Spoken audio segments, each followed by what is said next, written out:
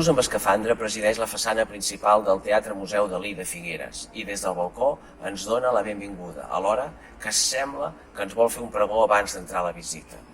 Tot i que cal tenir en compte que el bus amb escafandra com a peça de museu no estaria al Museu Dalí en si mateix, sinó en tant que és un personatge amb una forta càrrega simbòlica.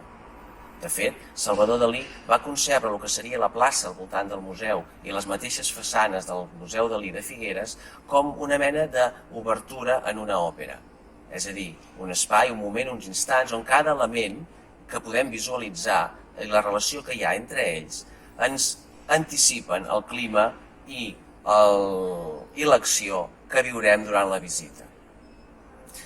El personatge de bus amb escafandra apareix a la vida de Salvador Dalí l'any 1936, concretament a l'estiu de 1936, any en què a Londres es va organitzar una exposició internacional del surrealisme. Allà Dalí va fer una conferència que, entre altres temes, volia parlar de la paranoia i els prerafaelites.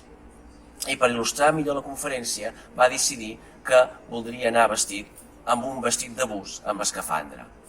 Un seu amic va ser l'encarregat d'anar a llogar-lo i a la botiga li van preguntar a quina profunditat vol baixar el senyor Dalí.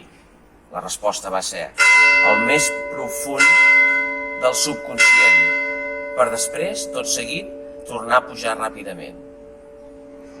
I és que el bus amb escafandra és exactament això, és el símbol d'aquesta idea de baixar a les profunditats de la ment. Una idea que a Dalí li arriba a través de Freud, una persona molt important en la seva obra per la recerca que feia de tots aquells secrets que tenim en el fons de la nostra personalitat i que ens condiciona la manera de com i de què veiem.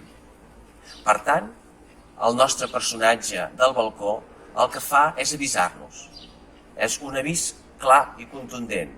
Estem a punt de submergir-nos en la part més íntima del cervell de Salvador Dalí i alhora del nostre propi cervell, a través d'un muntatge teatral, que és el Teatre Museu Dalí, a través d'una exposició immersiva, interactiva, on el significat i la interpretació de cada cosa i de la relació entre les coses depèn únicament i exclusivament de nosaltres i dels nostres criteris, de la nostra capacitat o predisposició a ser provocats i amb plena llibertat de pensament.